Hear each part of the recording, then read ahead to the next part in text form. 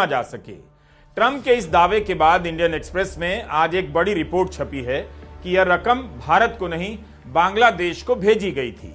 इसके पहले मस्क और ट्रंप के बयानों को लेकर भारत में तूफान मच गया कि अमेरिका की एजेंसी ने चुनाव को प्रभावित करने के लिए 180 करोड़ रुपए दिए। लेकिन एक्सप्रेस की रिपोर्ट आने के बाद इन दावों को झूठा बताया जा रहा है। अगर ये झूठे नहीं हैं तो भारत सरकार को प्रेस कॉन्फ्रेंस कर अपने तथ्य सामने रखने चाहिए। ट्रंप के बयान के बाद कांग्रेस की तरफ इशारा किया जाने लगा था कि यूएसएड से पैसे कांग्रेस को फायदा पहुंचाने के लिए दिए गए। अभी तक इसका कोई आधार नहीं, लेकिन ट्रंप के बयान को लेकर गोदी मीडिया में डिबेट चल पड़ी। इंडियन एक्सप्रेस की रिपोर्ट के बाद कांग्रेस आक्रामक हो चुकी है। कांग्रेस प्रवक्ता पवन खेड़ा ने जेपी आंदोलन से लेकर अन्ना आंदोलन के पीछे अमेरिकी फंड, मीडिया की भूमिका को लेकर आरएसएस पर सवाल दागे हैं। मगर पहले यूएसएड के पैसे की बात करेंगे। उन्होंने भी एक ग्राफ चलाया, वो है ना, वो हमारा एक पड़ोसी है, नाम हिरेन जोशी है, उसने भेजा। हिरेन जोशी का ग्राफ चल रहा है, ट्वीट पे ट्वीट, ट्वीट पे ट्वीट कि देखो साहब ये इधर से पैसा इधर गया, इधर गया, उधर गया। अरे साहब, खुद भी कुछ दिमाग लगा लो। सारा दिमाग हिरेन जोशी का ही खर्च करोगे? अपना भी कुछ दिमाग लगा दो। फिर किसी ने दिमाग लगाया, ये उसका नतीजा।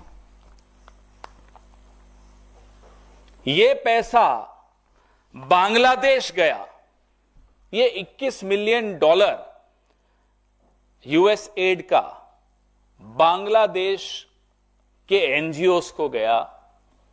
अब वो क्यों गया, वो बांग्लादेश जाने और यूएसएड जाने। हम ये जानते हैं कि एक वक्त ऐसा था जब भारत के प्रधानमंत्री के पद की एक ऐसी साख होती थी कि अमेरिका तक को पीछे हटना पड़ता था। मैं बांग्लादेश 1971 की बात कर रहा हूं।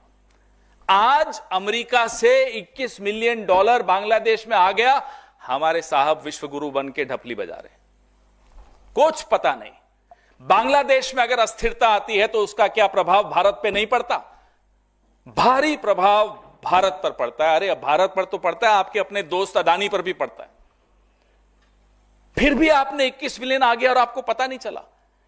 सुबह से रात तक आपको नेहरू जी दिखते हैं, सपने में भी, अगर सोते हैं तो। सुना सोते भी नहीं हो, सोते जागते नेहरू जी, राहुल गांधी, नेहरू जी, राहुल गांधी। 21 मिलियन पड़ोस में आ गया। सुना है सरकार अस्थिर हो गई, आपके दोस्त की बिजनेस भी चौपट हो गई वहां। यह आपका सूचना तंत्र है, यह आपका इंटेलिजेंस है, यह आपके दोवल साहब हैं, जेम्स बॉन्ड अपने आप को कहते हैं। एक चाणक्य बैठा है सरकार में, एक जेम्स बॉन्ड बैठा है सरकार में। हो क्या रहा है साहब? 21 मिलियन डॉलर पड़ोस में आ गया। अदानी जी बेचारे बैठे सोच रहे हैं। पवन खेड़ा का सवाल है कि अगर यह पैसा बांग्लादेश गया है तो भी गंभीर है, क्योंकि इससे भारत के हित प्रभावित होते हैं। बांग्लादेश में अमेरिका पैसा भेज रहा है और भारत को पता नहीं चला। ट्रंप ने खुद कहा है कि बांग्लादेश में राजनीतिक परिदृश्य को मजबूत करने के लिए 29 मिलियन डॉलर दिए गए और भारत के चुनाव के लिए 21 मिलियन डॉलर। जॉय मजूमदार की रिपोर्ट के बाद सवाल खड़े हो रहे हैं कि क्या ट्रंप ने 21 मिलियन डॉलर की राशि को गलत गिन लिया? भारत सरकार या बीजेपी या गोदी मीडिया यही बता दे कि अमेरिका ने बांग्लादेश में दखल देकर भारत को फायदा पहुंचाया या भारत का नुकसान कर दिया। बांग्लादेश में भारत ने जो भी हासिल किया था 1971 के बाद, वहां हुए तख्ता पलट से लगता है काफी कुछ गंवा दिया। अब अगर इसमें अमेरिका का हाथ निकल कर आता है तो क्या भारत अमेरिका की आलोचना करेगा, अमेरिका का नाम लेकर चेतावनी जारी करेगा, जैसे ट्रंप रोज नाम लेकर भारत के बारे में बोले जा रहे हैं? इंडियन एक्सप्रेस की रिपोर्ट आने के बाद से पूरा मामला बदल रहा है। एक्सप्रेस ने जो रिपोर्ट छापी है वो दस्तावेज ट्रंप की मेज के नीचे से तो नहीं निकाले हैं, बल्कि सारे दस्तावेज पब्लिक में ही मौजूद हैं। कोई भी इनकी जांच कर सकता है। इसी के आधार पर अखबार ने यह रिपोर्ट लिखी है कि पैसा भारत को नहीं बांग्लादेश गया। बीजेपी कह सकती है कि ट्रंप के बोलने के बाद उसने सवाल उठाया, वो अमेरिका के राष्ट्रपति हैं। लेकिन जब यूएसएड के खर्चे की जानकारी पब्लिक में है तो तो भारत सरकार की एजेंसियों ने पहले जांच क्यों नहीं की? क्या सरकार की कोई जिम्मेदारी नहीं बनती कि सही तथ्य सामने रखे? बीजेपी विपक्षी दल तो है नहीं, उसकी सरकार है, 10 साल से है, तो क्या सरकार ने ट्रंप के दावों की जांच नहीं की या पहले पता नहीं चला? कांग्रेस पार्टी ने यूएसएड फंड को लेकर श्वेत पत्र जारी करने की मांग की है। इस मामले की शुरुआत होती है 16 फरवरी को इलॉन मस्क के विभाग डिपार्टमेंट ऑफ गवर्नमेंट एक्सपेंडिचर के एक ट्वीट से। इसमें यूएसएड की तरफ से अलग अलग देशों में किए गए निवेश की जानकारी दी गई है। इस सूची में एक नाम भारत का भी है। मात्र आधी पंक्ति में बताया गया है कि भारत में वोटर टर्नआउट बढ़ाने के लिए यूएसएड ने $21 मिलियन का निवेश किया। इसके बाद फिर 19 फरवरी को ट्रंप ने बयान दिया। यह पैसा इसलिए दिया गया, ट्रंप कहते हैं, ताकि 2024 के चुनाव में किसी और को चुना जा सके।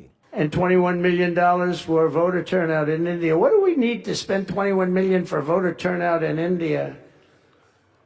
Wow, $21 million. I guess they were trying to get somebody else elected. Wow, we ought to tell the Indian government, because when we hear that Russia spent about $2 in our country, it was a big deal, right?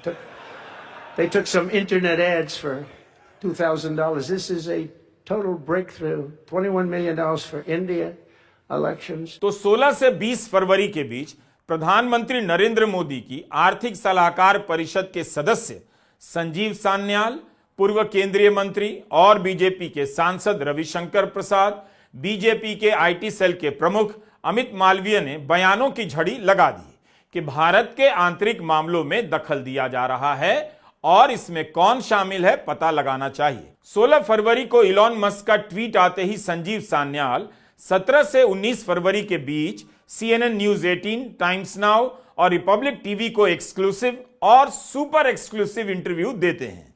In interview में सान्याल तरह तरह की नई और पुरानी theory चला देते हैं।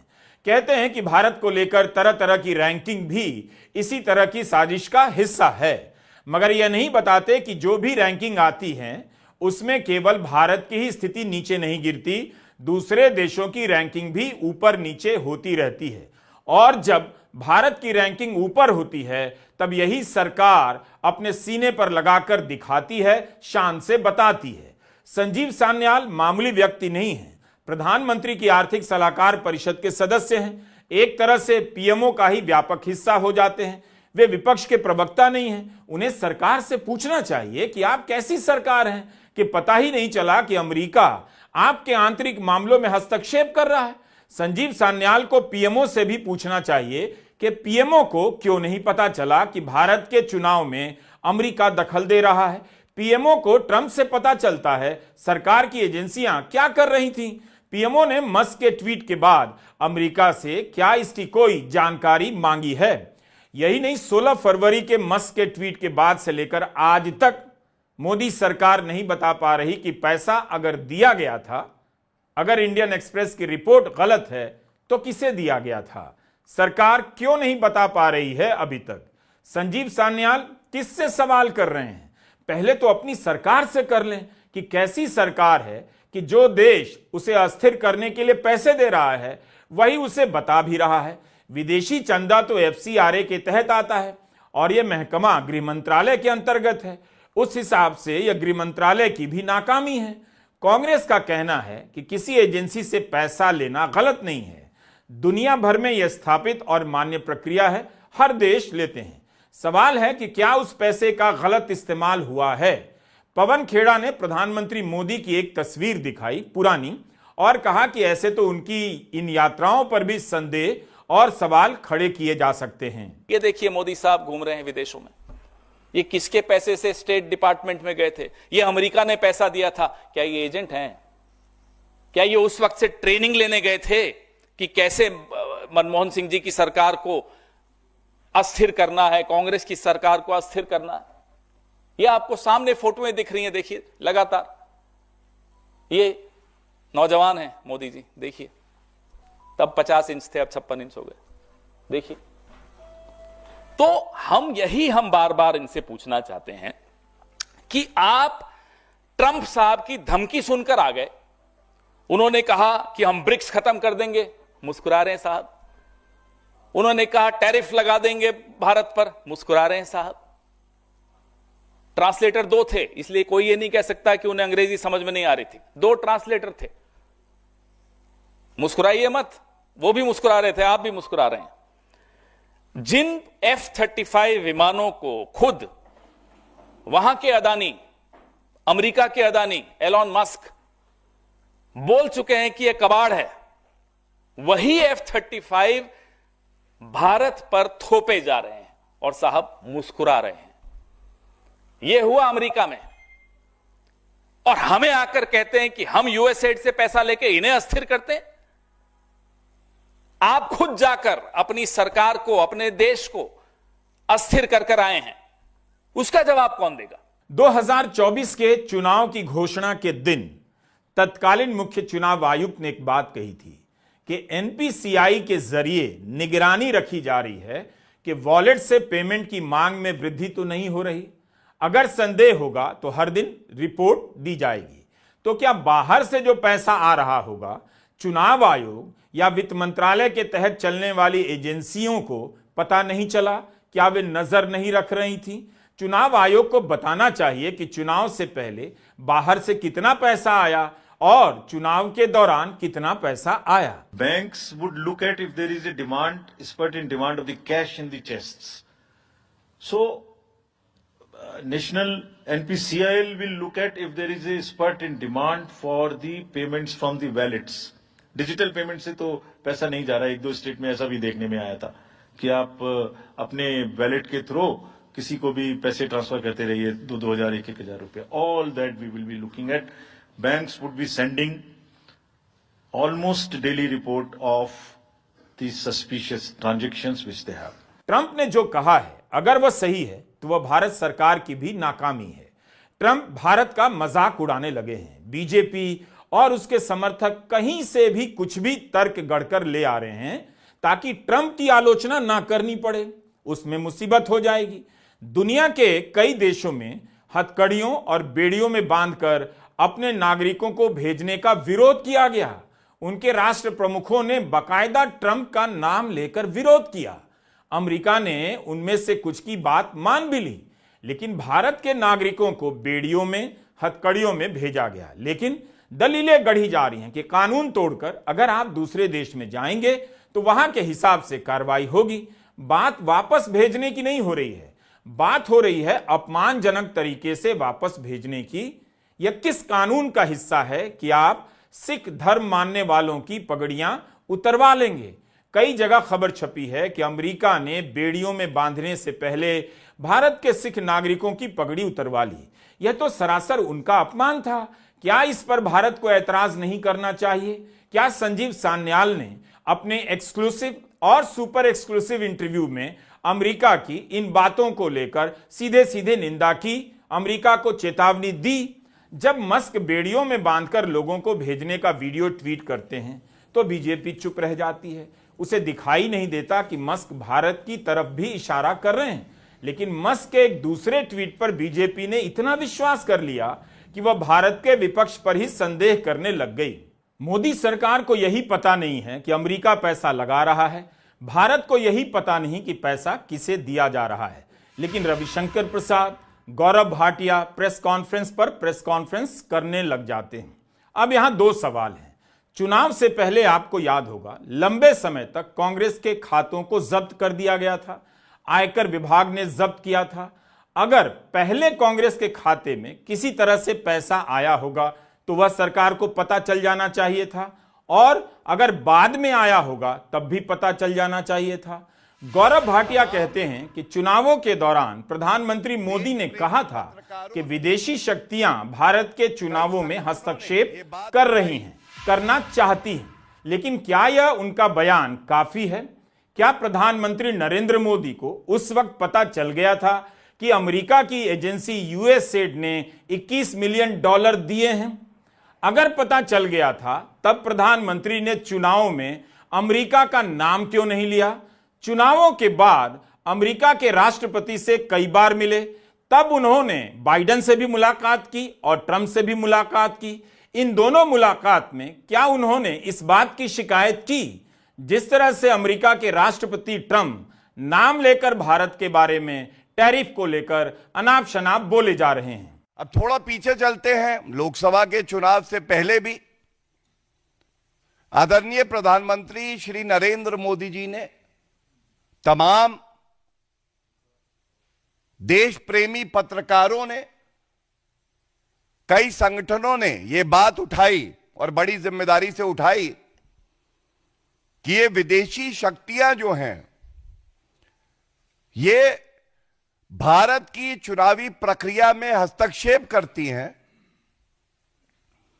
और हस्तक्षेप ये सोच के करती हैं कि कैसे देश का गौरव, विश्व के सर्वोच्च लोकप्रिय नेता नरेंद्र मोदी जी को हटाया जाए।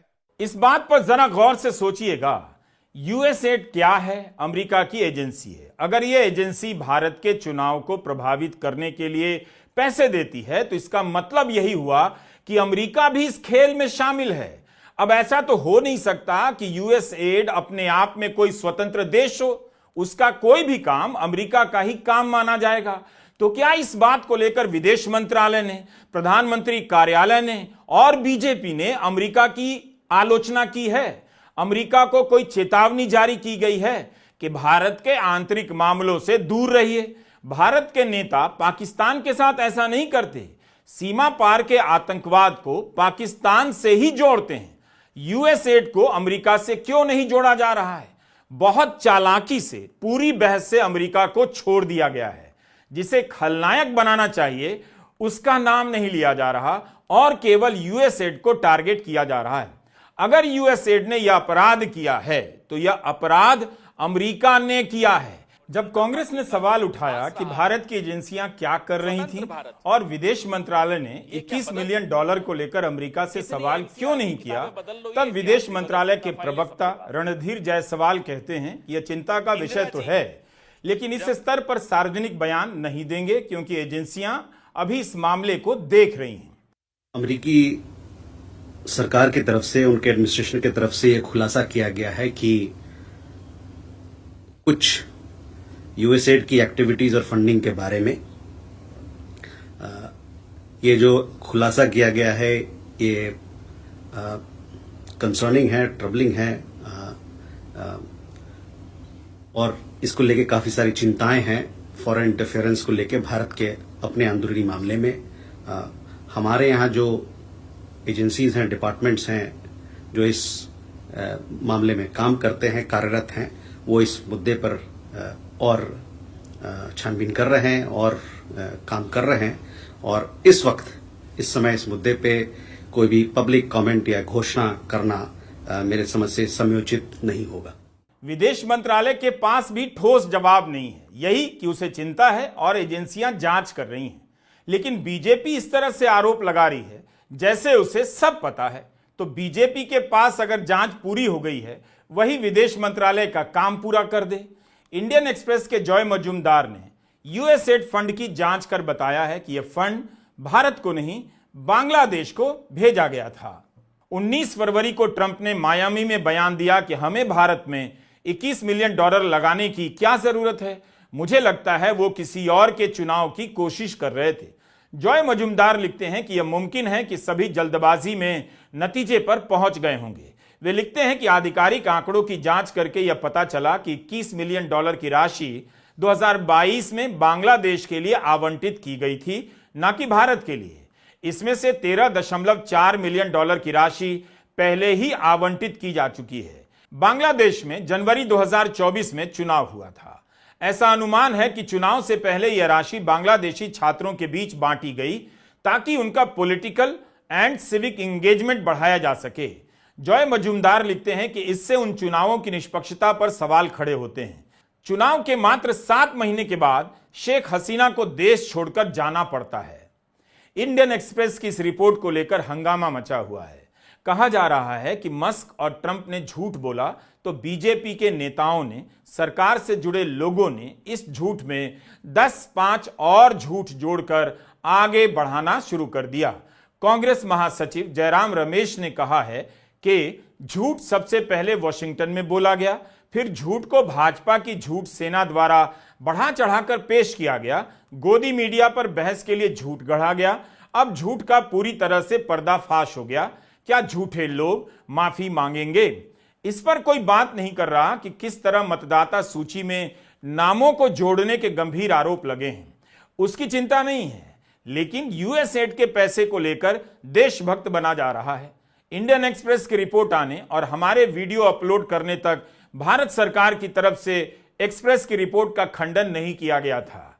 जॉय मजुमदार ने पूरा बताया है कि उन्होंने किस आधार पर यह रिपोर्ट की है।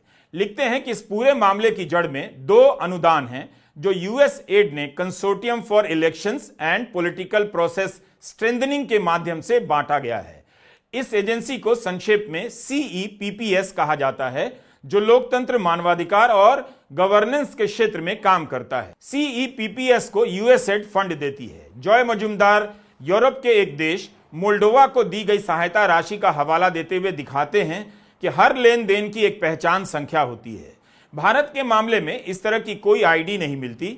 अमेरिकी सरकार के खर्च का ब्यौरा इंटरनेट पर मिल जाता है और उसमें CEPPS के फंड से भारत में ऐसा कोई प्रोजेक्ट चलता हुआ नहीं दिख रहा।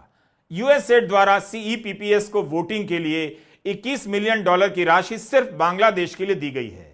इसकी अपनी अलग आईडी है और इसे 2022 में बांग्लादेश के अमार वोट अमार प्रोजेक्ट के लिए जारी किया गया था।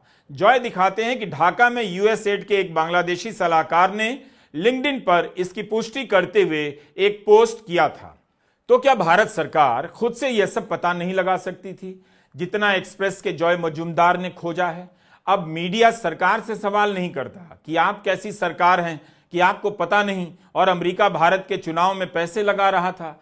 यह टाइम्स नाउ की हेडलाइन है, हु सोल्ड देश टू डिफीट PM मोदी, मतलब प्रधानमंत्री को हराने के लिए किसने देश बेच दिया।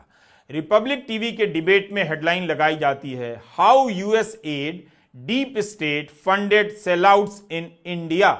टाइम्स नाउ के कार्यक्रम की हेडलाइन है, हु अंडरमाइंड इंडियन डेमोक्रेसी। कई जगह राहुल गांधी और मल्लिकार्जुन खड़गे की तस्वीरों का इस्तेमाल किया गया है। एक तरह से सवालों के जरिए कांग्रेस की तरफ इशारा किया जा रहा है।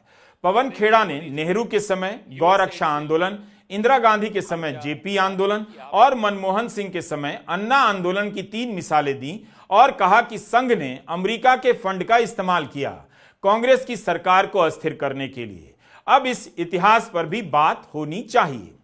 थोड़ा इतिहास की तरफ भी जाएं, क्योंकि संघ का और जनसंघ का और भारतीय जनता पार्टी का और जनता पार्टी का जो इतिहास रहा है स्वतंत्र भारत में, ये क्या बदल सकते हैं? कितनी NCERT किताबें बदल लो, ये इतिहास नहीं बदल सकता। फाइलें सबके पास हैं। इंदिरा जी जब प्रधानमंत्री थी, अमेरिका ने जयप्रकाश जी के लिए 74 में जो तारीफ की थी, पूरे आंदोलन की अमेरिका तारीफ करता था। क्यों? अमेरिका क्यों उस आंदोलन की तारीफ करता था, बताइए। संघ के 2 प्रमुख नेता दत्तोपंत ठेंगड़ी और संघ समर्थित सुब्रमण्यम स्वामी अमेरिका में जाके वहां की अखबारों के एडिटर्स से छपवाते थे इंदिरा जी के खिलाफ। वहां जाकर स्टेट डिपार्टमेंट में मीटिंग्स करते थे। क्यों? अमेरिका का क्या मतलब हमारे लोकतंत्र में? अमेरिका बदला लेना चाहता था 1971 में जो इंदिरा जी ने अपमान किया था उनका, जब बांग्लादेश बनाने गए थे। अमेरिका के हाथ में कठपुतली कौन बना वो बदला लेने के लिए? संघ। इंडिया फाउंडेशन का क्या रोल था वो आपके सामने है। जब अन्ना हजारे यहां आंदोलन कर रहे थे, अनशन पर बैठे थे, तो लोगों के लिए जो वॉलेंटियर्स आए उनको खाना खिलाते थे, वो संघ ने नहीं भेजे थे क्या? संघ का क्या रोल था? तो हम पर आरोप जब लगाओ, एक उंगली अगर हमारी तरफ करोगे तो 4 उंगलियां आपकी तरफ हैं और हम अब चुप नहीं बैठेंगे। सच अब चुप नहीं बैठेगा, सच ऊंची आवाज में बोलेगा। सवाल उठ रहा है कि जब भी इस तरह के आंदोलन हुए हैं, केवल बीजेपी को फायदा हुआ है और सत्ता पर आरएसएस की पकड़ मजबूत हुई।